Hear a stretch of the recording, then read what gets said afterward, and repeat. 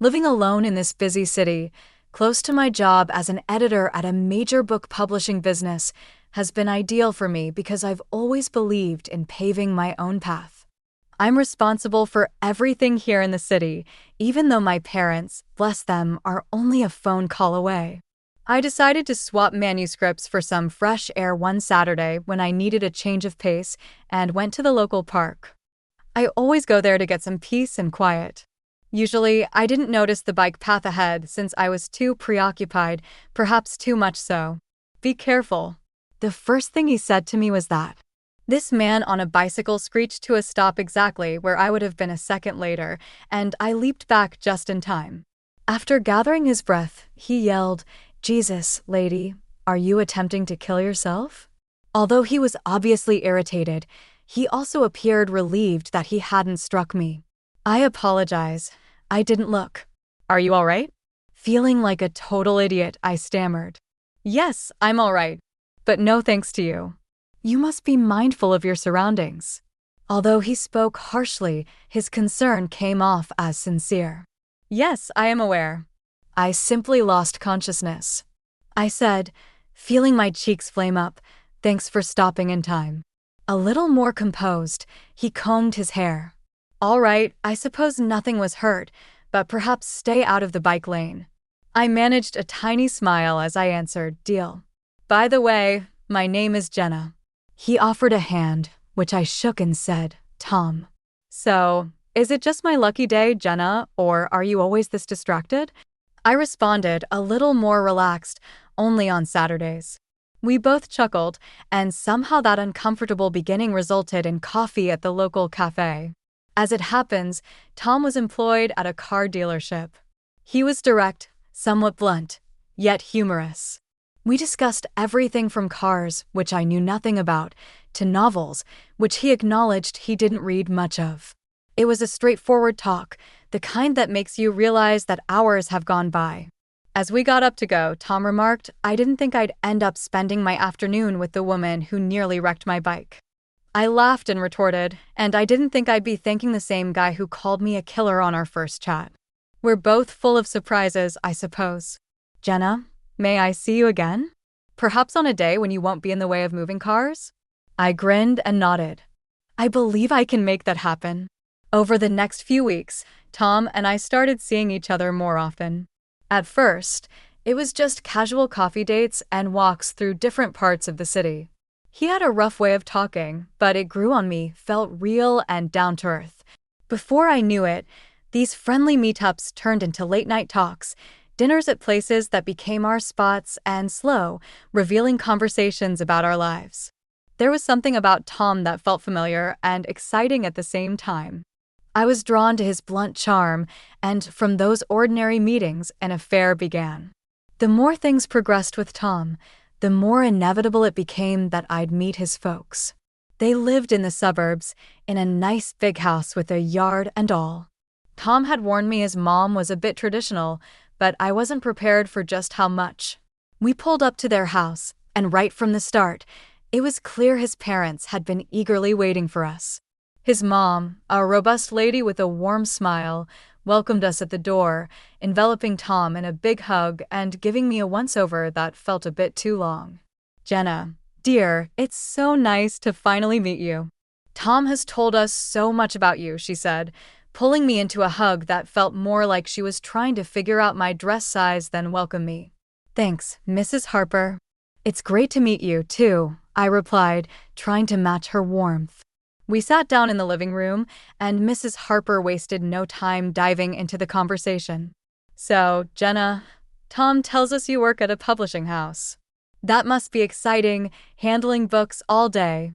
It is, Mrs. Harper. I love my job. It's fulfilling to be part of the creative process, I said, glancing at Tom, hoping he'd help steer the conversation. That's nice, dear. But once you two settle down, you'll need to think about what's really important. Family should come first, and a woman's touch in the home is irreplaceable, she said, not missing a beat. Tom's dad, who had been quietly observing the exchange, chimed in with a nod. Absolutely. A stable home is the foundation of a good life, right, son? Tom shifted uncomfortably but managed a nod. Yeah, Mom. Jenna's really great at managing her time, though. She's pretty organized and sharp. Well, of course. But managing a home is different, you know? It's a full-time commitment, his mom countered, fixing her gaze on me like she was trying to solve a puzzle. I cleared my throat, feeling the need to defend my position. I believe it's possible to balance both, Mrs. Harper. I think a modern family can have two working parents. It's all about teamwork, isn't it? Mrs. Harper smiled, but it didn't quite reach her eyes. Oh dear, that's a nice thought. But in reality, children need their mother, and a house needs a woman's touch, not just a quick sweep. The conversation drifted to other things, but the seed had been planted. Dinner was served, and it was like sitting in a minefield. Every compliment about the food felt like a veiled suggestion for me to take notes. Jenna, do you cook often? Mrs. Harper asked as she served a perfectly roasted chicken. Sometimes, when I can. Work keeps me pretty busy, I replied, trying to keep it light. Well, you'll find great satisfaction in keeping your family fed and your house in order. There's a rhythm to it that's quite fulfilling, she explained, passing the mashed potatoes like she was handing down wisdom. Tom kicked me under the table lightly, a silent signal to not get riled up. I just smiled, sipping my wine a bit more than usual, thinking about how this dinner was more an interview than a meal. Tom and I decided to tie the knot after a year of dating, despite the reservations I had from meeting his parents. Love, as they say, makes you hopeful. We planned a modest wedding, just close family and friends. Nothing fancy, just how we both wanted it, or so I thought. The wedding day was a blur of smiles, flowers, and a small crowd of well-wishers at a local community hall we'd booked. It was quaint, draped in simple decorations, and there was an air of excitement, or maybe that was just my nerves. The ceremony was short and sweet. We exchanged vows, rings, and a kiss that sealed the deal. Everyone clapped, and it felt right at that moment, at least at the reception. While we were munching on finger food, Tom leaned over and said, "So I was thinking about our next steps about moving into a bigger place." I nodded, munching on a celery stick. Sure, we talked about needing more space. What did you find? There's this great apartment, bigger and really nice. It's actually near where I grew up, he added, watching my reaction closely. Near your parents? I asked, trying not to sound too concerned. Yeah, it's convenient, and Mom and Dad would be thrilled to have us close by. Plus, Dad mentioned he could help us out with the rent for a bit. I paused, thinking about the constant visits from his mom I'd have to endure. That's generous, but Tom, you know how I value our independence. I don't want to feel like we're not on our own. Tom squeezed my hand. I get it, Jenna, but think about it. It's a good financial move, and it'll be nice to have family nearby, for when we decide to start our own. I wasn't convinced, but decided to give it a shot. Okay, we can try it, but if it feels too crowded, we need to reconsider. All right, deal, Tom smiled, and we went back to entertaining our guests. Moving in was a hassle. The apartment was indeed spacious and had a lovely view of a nearby park, but it was also a 40-minute drive from my work, which added to my daily commute. Tom's parents, true to form, were over often. His mom came by with housewarming gifts, which were really just ways to imprint her taste on our decor. Jenna dear, I brought you some nice curtains, much better than those drab ones you picked out, she said one afternoon, holding up a garish set of floral curtains. Thanks, Mrs. Harper, but I actually like the ones we have. I tried to keep my tone light. Oh, but these will brighten up the living room so much more, she insisted, already walking over to change them. The tension was palpable each time she visited, and I felt like I was walking on eggshells in my own home.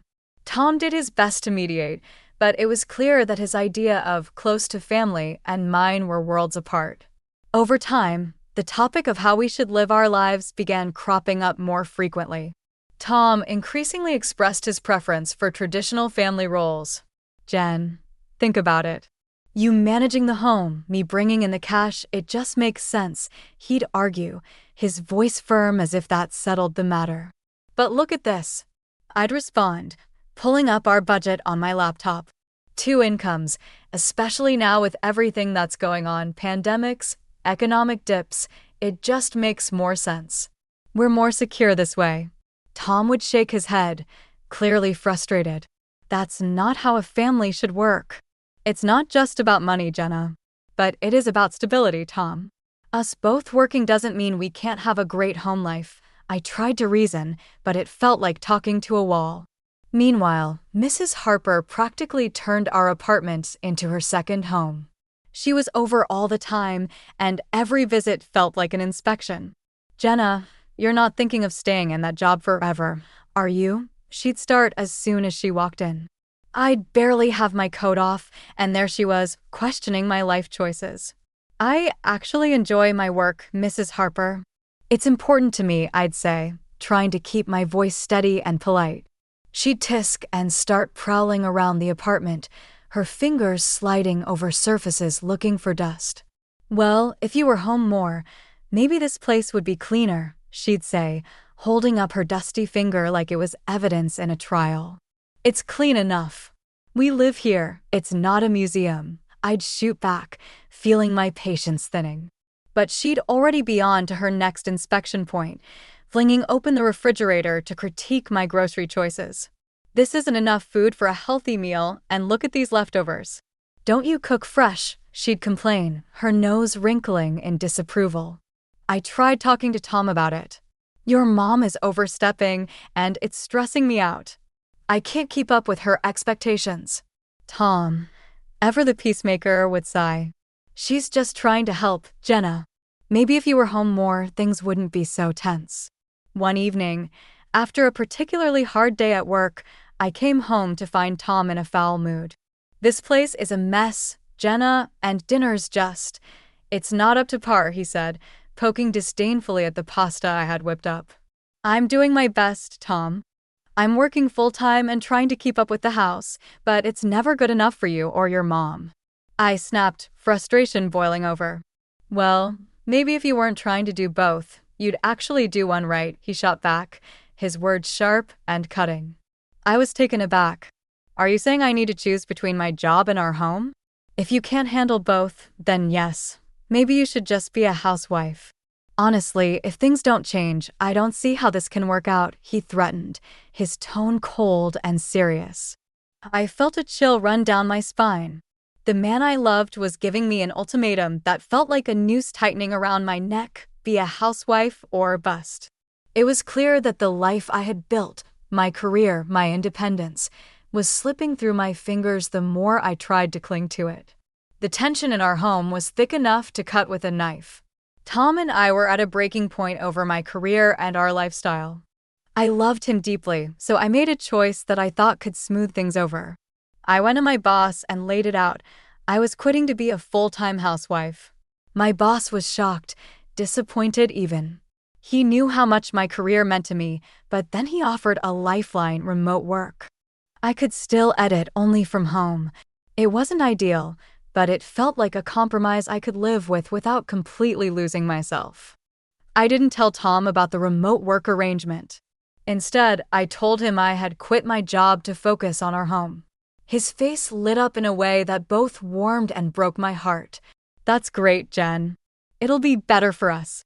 You'll see, he said, pulling me into a hug that felt like he was clinging to a newfound peace of mind. I threw myself into the role of housewife, handling the chores, cooking meals, and making sure everything was just right for when he came home from work. But as soon as he left for work each morning, my laptop opened, and I was back at my editor's desk remotely. The balance was precarious, juggling my secret work life with the domestic life Tom believed I had embraced. I funneled the money I earned into a separate account. It seemed smarter to have a financial cushion that Tom didn't know about, just in case. Living on just Tom's salary was his idea, and it strained our finances more than he realized. Just 3 months in, the cracks began to show. We're running low on everything, Tom. We need to rethink our budget. I approached the topic one evening, hoping for a rational conversation. "What are you talking about?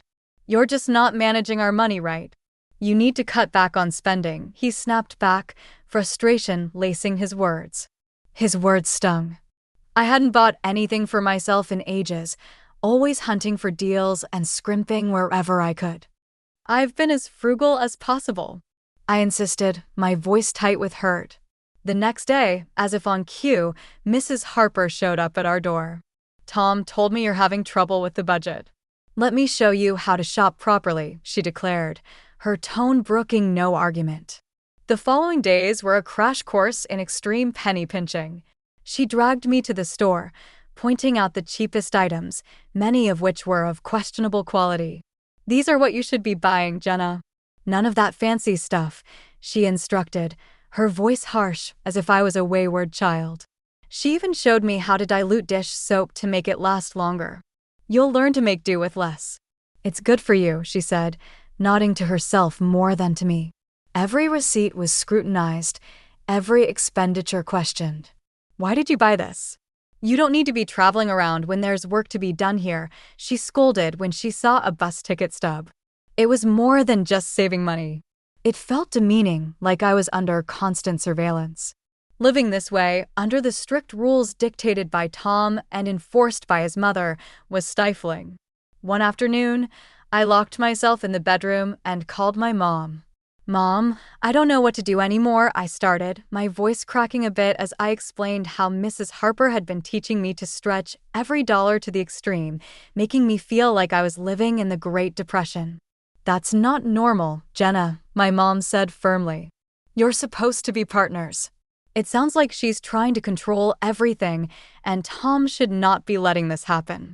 I sighed, feeling a small wave of relief just hearing her say it. "I know, Mom. It's just so hard." I try to stand up for myself, but it always turns into a huge fight. Just as I was about to say more, the bedroom door swung open. Tom stood there, his face twisted in anger. He had overheard me. Without a word, he marched over, grabbed the phone from my hand, and ended the call. "A wife shouldn't be complaining about her husband and mother-in-law like some kind of traitor," he snapped, his voice cold and harsh. I was stunned. "Tom, I was talking to my mom. I needed someone to talk to. That doesn't give you the right to badmouth us, especially not to your mother," he retorted, his eyes narrowing. The argument spiraled from there, voices raised, words that couldn't be taken back. In a huff, Tom stormed out, slamming the door behind him. He was gone for the rest of the day, leaving me alone with my thoughts, which were a tangled mess of sadness and frustration. It was well past midnight when I heard the key turn in the lock. Tom stumbled in, reeking of alcohol. His usual stern demeanor was replaced by sloppy, cruel drunkenness. "I should have listened to my mom. She warned me about marrying someone like you," he slurred his words like daggers.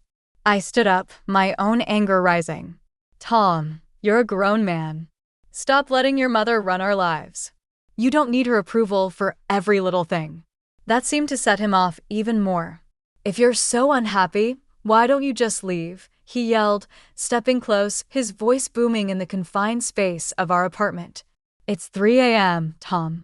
It's not safe," I replied, trying to reason with him, even as my voice shook. "I don't care. Get out," he shouted, not even looking at me.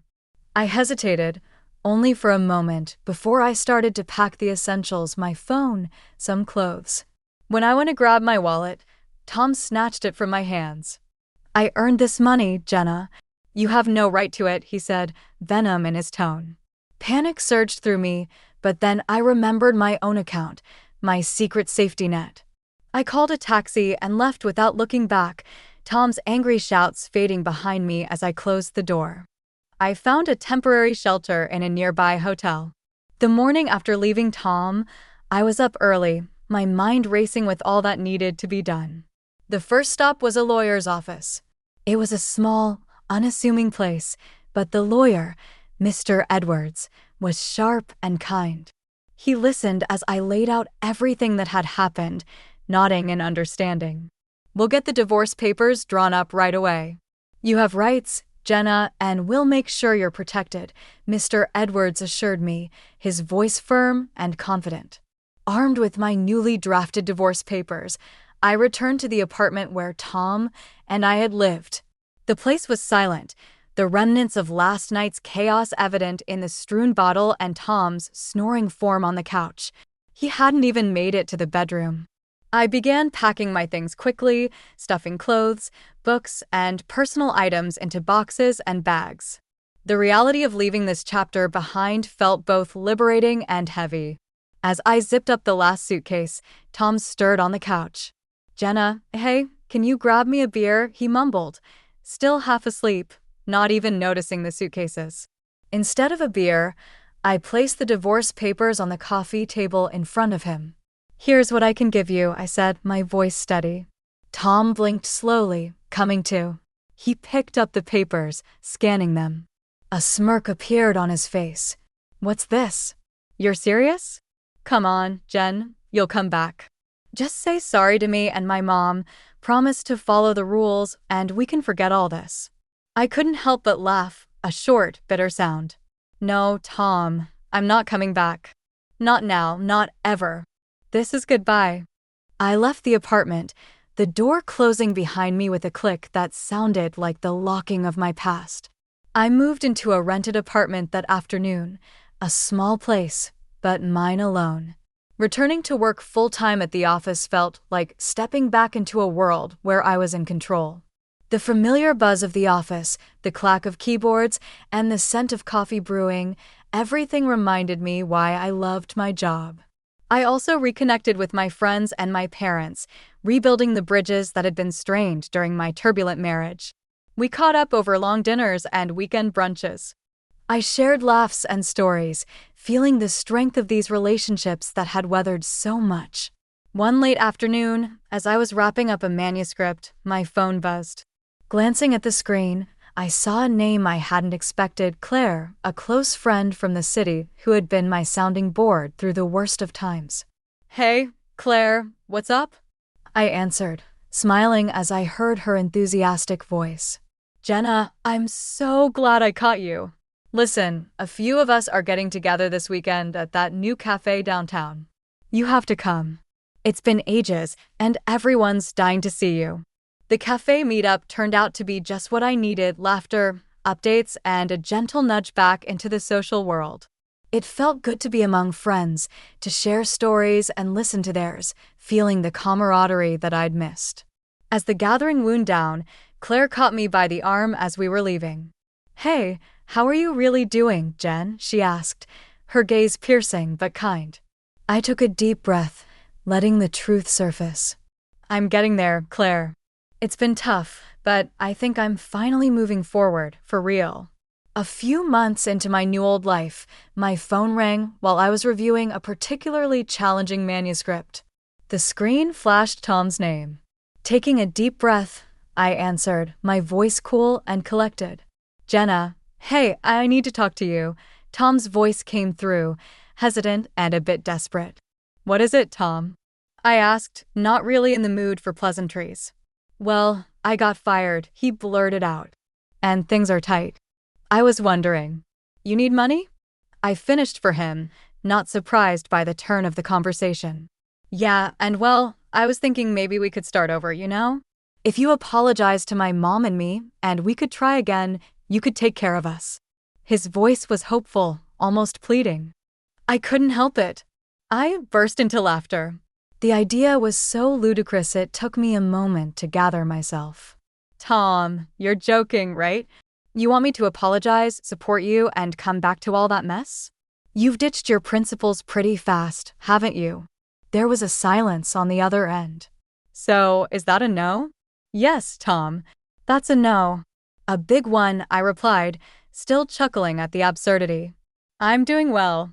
Really well, actually. And I'm not about to give up my freedom and happiness for another round of whatever that was." Hanging up, I shook my head in disbelief.